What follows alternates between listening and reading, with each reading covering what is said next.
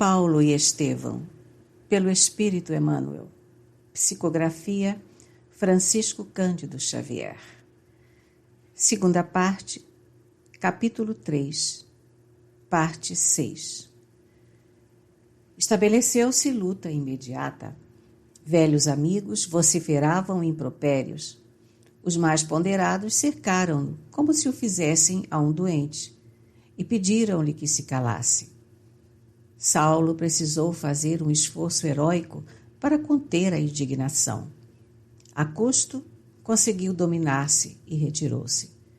Em plena via pública, sentia-se assaltado por ideias escaldantes.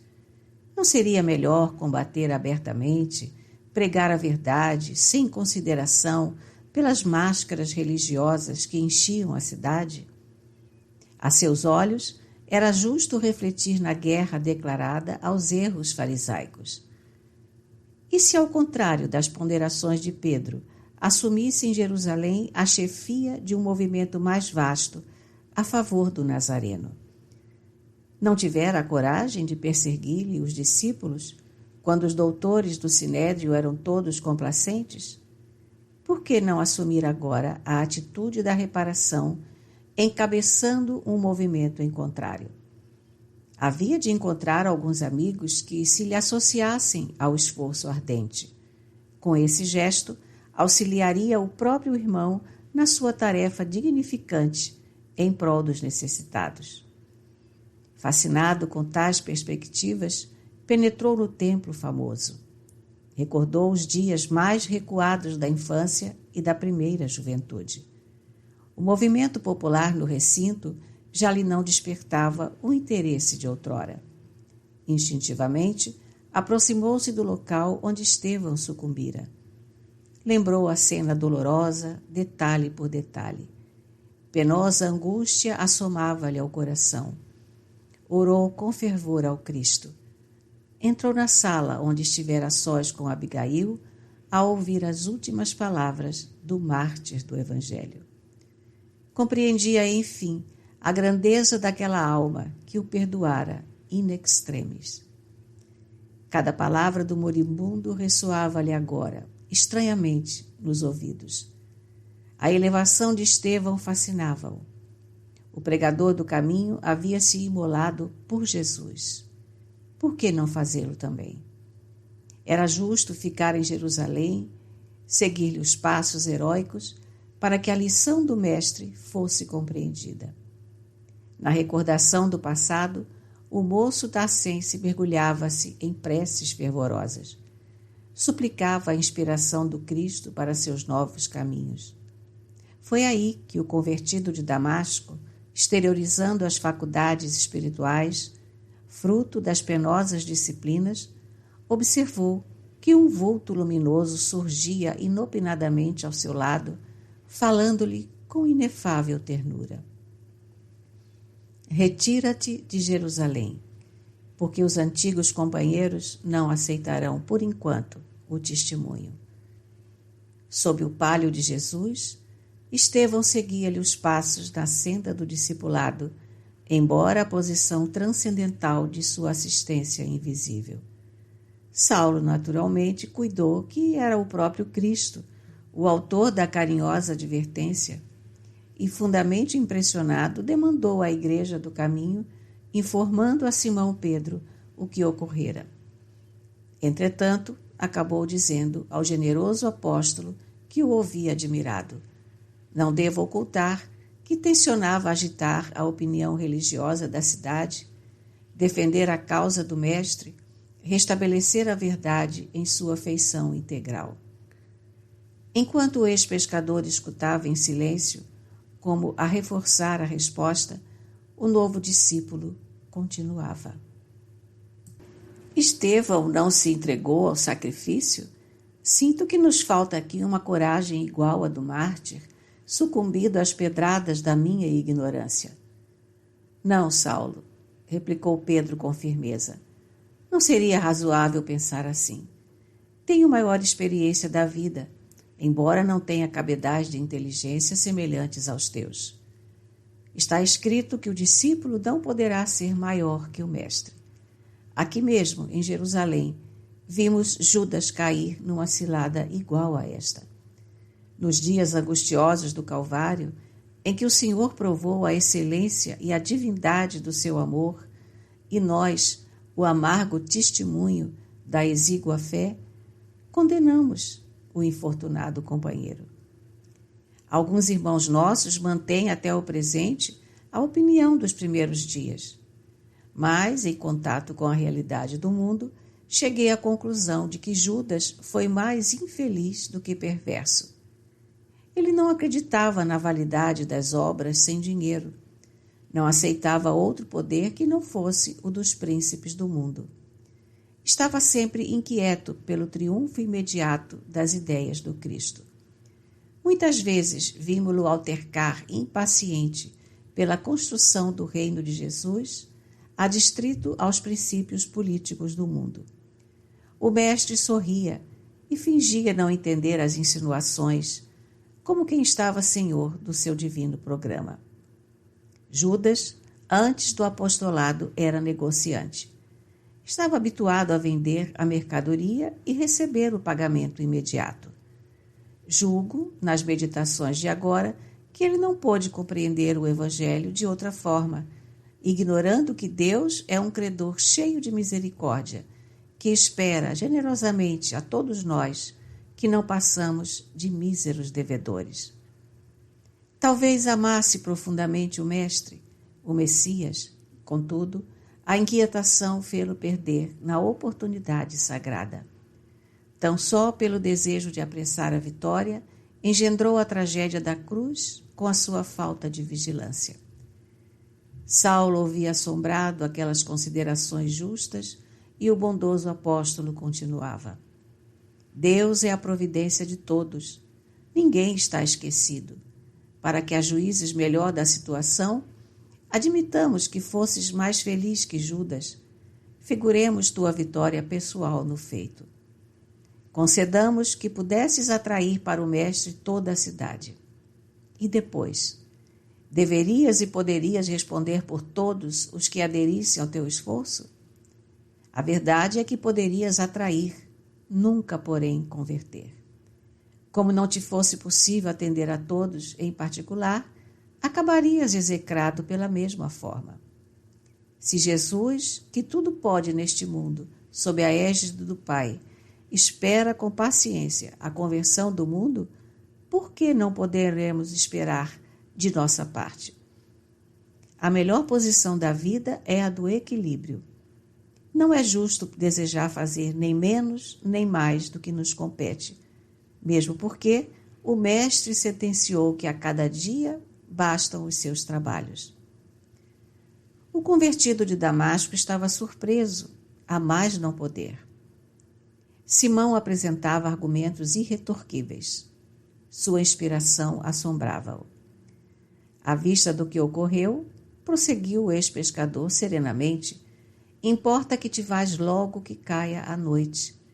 A luta iniciada na sinagoga dos Cilícios é muito mais importante que os atritos de Damasco. É possível que amanhã procurem encarcerar-te. Além disso, a advertência recebida no templo não é de molde a procrastinarmos providências indispensáveis. Saulo concordou de boa mente com o alvitre.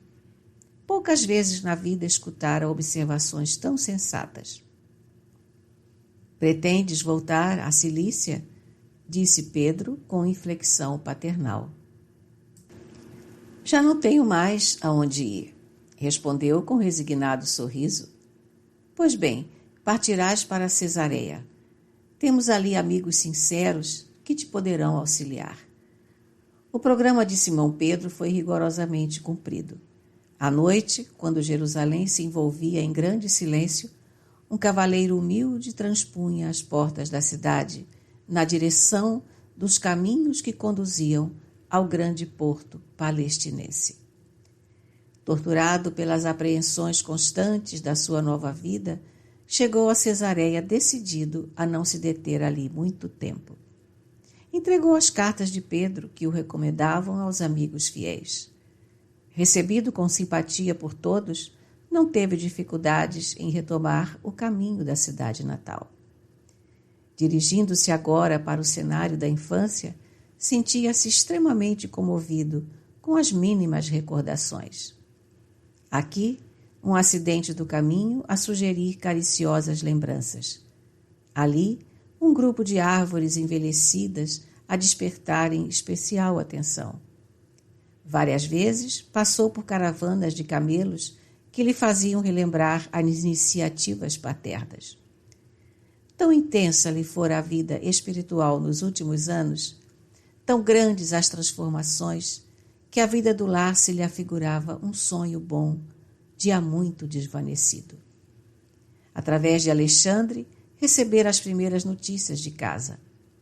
Lamentava a partida de sua mãe, justamente quando tinha maior necessidade da sua compreensão afetuosa. Mas entregava a Jesus os seus cuidados nesse particular. Do velho pai não era razoável esperar um entendimento mais justo. Espírito formalista, radicado ao farisaísmo de maneira integral, certo não aprovaria a sua conduta. Atingiu as primeiras ruas de Tarso de alma opressa.